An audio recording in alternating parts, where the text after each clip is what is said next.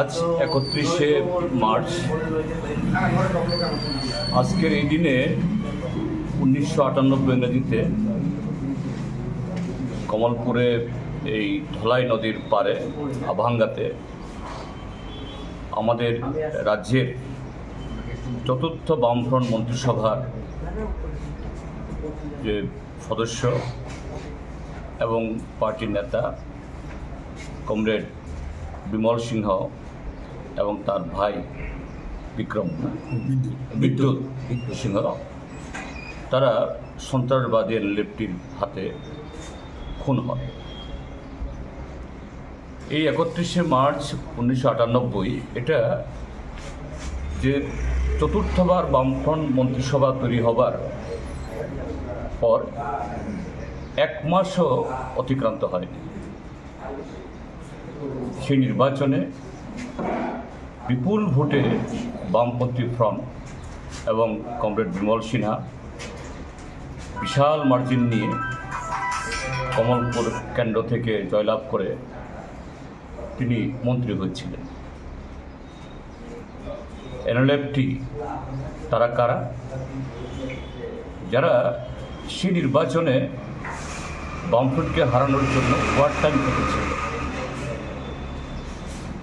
এই শক্তি এখন বর্তমান যারা শাসক দল নানা নাম নিয়ে কেউ কেউ সরাসরি এই দলের ভেতরে, আবার কেউ কেউ পরোক্ষে মিত্রশক্তি হিসাবে ত্রিপুরার যে বর্তমান শাসক দল তাদেরকে শক্তি যোগাচ্ছে। তারা যখন গণতান্ত্রিকভাবে বামপন্থীদের হারাতে পারে না, তখন কোথাও সন্ত্রাসী কার্যকলাপ, কোথাও সাম্প্রদায়িক জিগির, তার সাথে আরও নানাভাবে যে গণতন্ত্রকে জবাই করার জন্য তারা আমাদের রাজ্যসহ সারা ভারতবর্ষে আমরা তাদের যে বর্তমান যে চেহারা আমরা দেখি। তো আজকের দিনে আমরা স্মরণ করছি সেই 98 সাল থেকে এই দিবসটিকে শুধু সন্ত্রাসবাদ বিরোধী দিবস হিসেবে না, যে গণতন্ত্র প্রসারের যে লড়াই, এই রাজ্যের ট্রাইবেল নন ট্রাইবেল সমস্ত অংশের মানুষের ঐক্য সংহতিকে আরও সুদৃঢ় করার যে লড়াই, সে লড়াইয়ে কমরেড বিমল সিনহা সহ আরও অসংখ্য এরকম প্রথম সারির নেতা জীবন দিয়েছেন।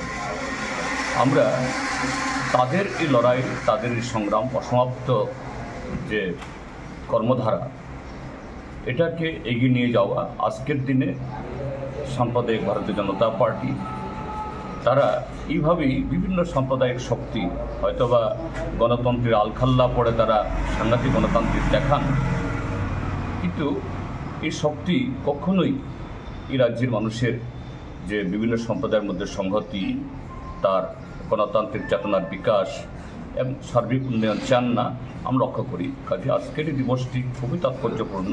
এই দিবসে কমরেড বিমল সিনহা সহ যারা ত্রিপুরাজ্যে এই শপথকে সামনে রেখে আত্মবলিদান দিয়েছেন তাদের সকলকে স্মরণ করছি এবং সন্ত্রাসবাদের বিরুদ্ধেও এই রাজ্যের মানুষের চেতনা আরও শানিত হোক, আমরা সে আহ্বান রাখছি।